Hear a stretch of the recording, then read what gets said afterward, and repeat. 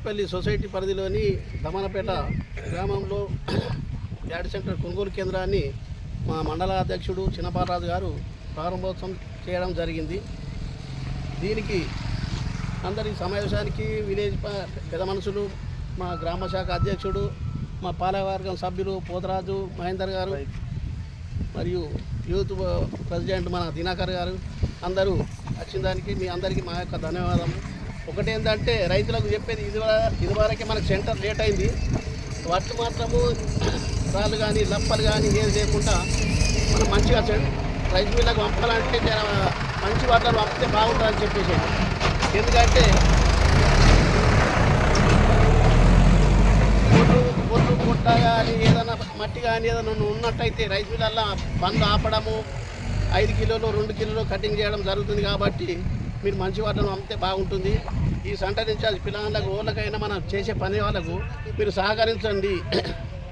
మాది పంపుర్రి నాది పంపాలని చెప్పేసి గొడవలు మాత్రం పెట్టకుండి. మీరు సహకరిస్తే బాగుంటుంది. తొందరగా అయిపోయే సమస్య ఉంటుంది. ఈ సమస్య ఏంటంటే వడ్లు వర్షాకాలం కూడా మన రేవంత్ రెడ్డి ముఖ్యమంత్రి గారు సన్నబడ్లకు బోనస్ ఇవ్వడం జరిగింది. ఇప్పుడు కూడా ఇవ్వడం జరుగుతుంది. వడ్లు మంచి పంపండి. సొసైటీ పరిధిలోని దమ్మాలపేట గ్రామంలో చైర్మన్ చిన్నారెడ్డి గారు, అలాగే డైరెక్టర్స్, గ్రామాభివృద్ధి కమిటీ, మా కాంగ్రెస్ పార్టీ నాయకుల ఆధ్వర్యంలో కొనుగోలు కేంద్రాన్ని ప్రారంభించడం జరిగింది. నిజానికి ఈ కొనుగోలు కేంద్రం ప్రారంభించడం ఆలస్యమైంది. ఇప్పటికే మొదలు ఈ ఐకేపీకి ఎంటర్ వచ్చిండే దమ్మనపేట. ఐకేపీ వాళ్ళు ప్రిపేర్గా లేకపోవడం వల్ల లేట్ అయింది. ఎమ్మెల్యే గారి దృష్టికి తీసుకెళ్తే కలెక్టర్తో మాట్లాడి దమ్మనపేట, మరియాతండ, బేలేతండ 3 ఐకేపీకి వచ్చిన సెంటర్లు వాళ్ళు చేయలేకపోతే దమ్మనపేట దర్పల్లి సొసైటీకి, మరియాతండ, బేలేతండ, రామడుగు సొసైటీకి సెంటర్లు అలాట్మెంట్ చేయించి మనకు అందుబాటులోకి తేవడం వల్ల ఈరోజు దమ్మనపేట గ్రామంలో సొసైటీ తరఫున కొనుగోలు కేంద్రాన్ని ప్రారంభించడం జరుగుతుంది.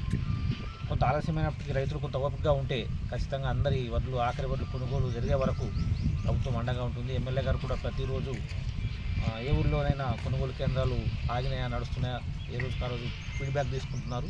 ప్రాబ్లం వస్తే అందుబాటులో ఉంటున్నారు. కాబట్టి ఎక్కడ ప్రాబ్లం రాదు. ఖచ్చితంగా రైతులందరూ ఓపికగా ఉండి అన్ని వడ్లను సీరియల్గా జోకించి దళారులకు ఇవ్వకుండా ప్రభుత్వ కొనుగోలు కేంద్రానికి ఇచ్చి లాభ పొందాలని తెలియజేస్తుంది.